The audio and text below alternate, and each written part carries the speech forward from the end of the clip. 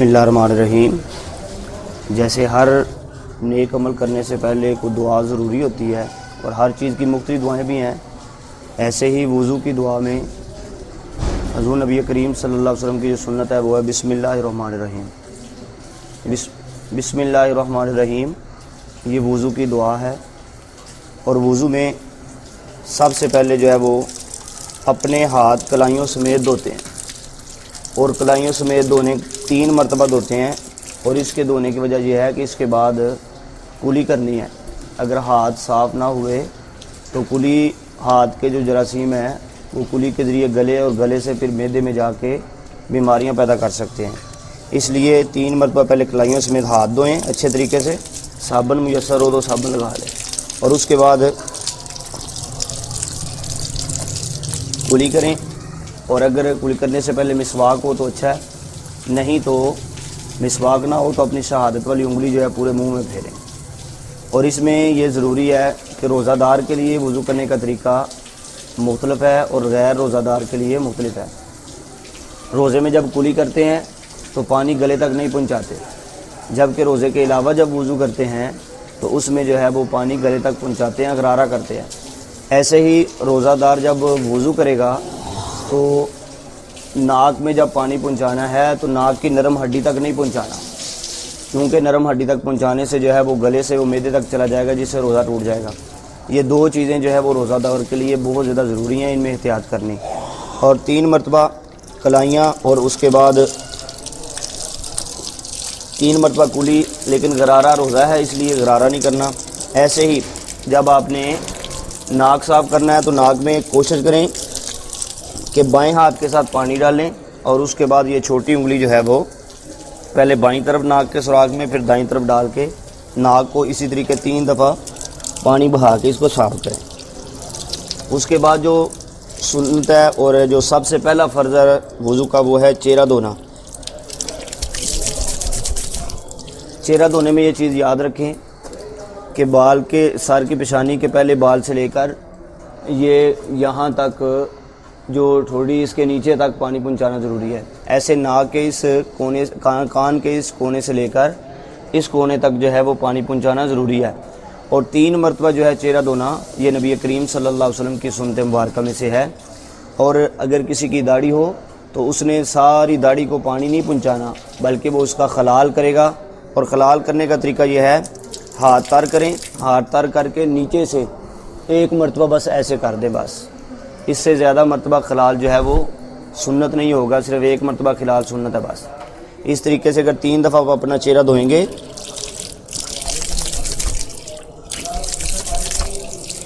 یاد رکھیں جس بھی عضو کو آپ نے دھونا ہے، دھونے کے ساتھ ساتھ آپ نے اس کو جو ہے وہ اس طریقے سے زور سے لگانا، ہاتھ بھی پھیرنا ہے، تاکہ کوئی بھی کسی بھی جسم کا جو وضو میں دھونا ضروری ہے اس کا کوئی حصہ، بال کا آخری حصہ بھی خشک نہ رہے۔ اگر وضو میں کسی بھی بال کا جو وضو میں دھونا ضروری ہے اگر خشک رہ گیا تو آپ کا وضو نہیں ہوگا، اور اگر آپ کا وضو نہ ہوا تو آپ کا قرآن پڑھنا، نماز پڑھنا، یہ ساری چیزیں جو ہیں آپ کے لیے نقصان دہ ہو جائیں گی۔ اس طریقے سے 3 دفعہ جب آپ چہرہ دھو لیں گے، اس کے بعد دایاں بازو سب سے پہلے آپ نے دھونا ہے۔ اور دایاں بازو دھونے میں یہ چیز یاد رکھیں کہ یہ کلائیوں سمیت دھونا چاہیے آپ کو، اور اس میں بھی آپ جو ہے وہ دھو کر اچھے طریقے سے ہاتھ پھیریں، تاکہ جو ہے اس کا بھی کوئی حصہ بال کا جو ہے وہ خشک نہ رہے، اور اس کو بھی 3 مرتبہ دھوئیں۔ ایسے ہی بائیں کو بھی دھونے کے بعد اوپر جو ہے وہ ہاتھ اچھے طریقے سے لگانا ہے، دبانا ہے، تاکہ جو ہے نا وہ کوئی بال کا حصہ خشک نہ رہے۔ اس کے بعد تیسرا، وضو میں صرف جو ہے نا وہ سر کا جو مسح ہے یہ فرض ہے، اس سر کو دھونا نہیں ہوتا بلکہ اس کا مسح کرنا ہوتا ہے۔ اور مسح کرنے کا حنفیوں کے نزدیک طریقہ یہ ہے کہ ان 3 انگلیوں کو جوڑ لیا جائے، ایسے جوڑنے کے بعد یہ 3 انگلیاں پیچھے نیچے گردن تک لے کے جائیں، اور جو یہ بچ جاتی ہے ہتھیلی اس کو ادھر سے لے کے آنا ہے، ایسے یہ انگلی بچ جائے گی، اس کو کان کے اندر پھیر دینا ہے، جیسے کان بنا ہوا ہے بالکل ایسے اس کے اندر سارا، اور یہ انگوٹھا جو ہے انگوٹھا کو کان کی بیک سائڈ پہ پھیر دینا، اور یہ ہاتھ کا بیک سائڈ والا یہ حصہ رہ جائے گا، اس کو اپنی گردن پہ پھیر دینا ہے۔ یہ گردن کا مسح ہے۔ نبی کریم صلی اللہ علیہ وسلم فرماتے ہیں جو وضو میں گردن کا مسح کرتا ہے اس کی گردن جہنم سے آزاد ہے، اس لیے گردن کے مسح میں بھی سستی نہیں کرنی چاہیے تاکہ جہنم سے آزادی مل جائے۔ اس کے بعد جو آخری فرض رہ جاتا ہے وہ ہے پاؤں کو دھونا۔ پاؤں کو دھونے میں پہلے آپ نے دایاں پاؤں دھونا ہے اور یہ بھی 3 مرتبہ دھونا ہے، اور یہ یاد رکھیں پاؤں دھونے میں 2 چیزوں کی احتیاط بہت ضروری ہوتی ہے۔ ایک یہ کہ یہ جو پیچھے والا حصہ ہے اس کا ضروری اہتمام کریں، کیونکہ یہ تھوڑا سا نیچے ہوتا ہے، اس لیے اس کو آپ احتیاط سے توجہ سے دھوئیں گے تو یہ دھلے گا۔ اور دوسرا یہ کہ جو انگلیاں ہیں ان کے اندر بھی آپ نے خلال کرنا ہے، اور خلال کرنے کا طریقہ یہ ہے بائیں ہاتھ کی یہ چھوٹی انگلی ہے اس کو یہاں سے شروع کرنا ہے اور ایسے اسی ترتیب سے جو ہے وہ پاؤں کو 3 مرتبہ دھو لینا آپ نے۔ ایسے ہی جب آپ بائیں کو دھوئیں گے تو یہاں سے سٹارٹ کرنا ہے، دائیں کو آپ نے چھوٹی انگلی سے سٹارٹ کیا ہے اور اس کو آپ جو ہے وہ بائیں کو یہاں سے انگوٹھے سے سٹارٹ کریں گے اسی ترتیب کے ساتھ۔ تو اس میں بھی جیسے پہلے اس میں بتایا ہے کہ اس میں بھی آپ نے جو ہے وہ پیچھے والے حصے کا خصوصی دھیان رکھنا ہے، کیونکہ یہ اکثر خشک رہ جاتا ہے بے توجہی کی وجہ سے۔ ایسے جب آپ کا وضو کمپلیٹ ہو جائے گا تو وضو کے مکمل ہونے کے بعد آپ بے شک بیٹھے ہوں یا کھڑے ہوں شہادتین پڑھیں، وہ جو دعا اوپر لکھی ہے اس کی ادائیگی کریں، اشہد ان لا الہ الا اللہ وحدہ لا شریک لہ واشہد ان محمدا عبدہ ورسولہ، کیونکہ نبی کریم صلی اللہ علیہ وسلم کا فرمان علی شان ہے جو شخص وضو کے بعد شہادتین پڑھتا ہے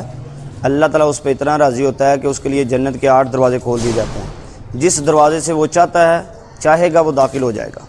تو ایسے ہی اس میں آپ جو ہے وہ بیٹھ کے کھڑے ہو کے یا انگلی آپ آسمان کی طرف کریں یا نہ کریں، لیکن شہادتین کی ادائیگی جو ہے وہ ضرور کریں۔ اگر اس کو ادا کریں گے تو انشاءاللہ تعالیٰ جنت کے 8 دروازے کھول دیے جائیں گے۔ روزے میں کچھ احتیاطی تدابیر ہیں وہ اس میں وضو میں وہ ضروری یاد رکھیں۔ ایک تو میں نے دوران وضو بتائی ہے کہ آپ نے گلے تک پانی نہیں پہنچانا، ناک کی نرم ہڈی تک پانی نہیں پہنچانا، یہ وضو اور روزے میں دونوں میں ضرور۔ اور دوسرا جو ہے نا وہ کوشش کریں کہ پانی کم سے کم ضائع کریں، اور تیسری بات کوشش کریں دوران وضو آپ کسی قسم کی گفتگو نہ کریں، کیونکہ گفتگو دراصل شیطان کی طرف سے وضو کے اندر ہوتی ہے جس سے وضو میں توجہ کم ہو جاتی ہے، اور وضو میں توجہ کم ہونے کی وجہ سے بندے کا جو ہے وہ وضو کی طرف توجہ نہیں ہوتی جب، تو اس میں کوئی نہ کوئی مسٹیک ہو جاتی ہے، غلطی ہو جاتی ہے، اور وضو میں غلطی جو ہے وہ نماز کے ضائع کر سکتی ہے۔ اس لیے کوشش کریں کہ شیطان کے وسوسے میں آنے کے بجائے توجہ سے وضو کریں۔ اور آخری بات یہ ہے کہ جب آپ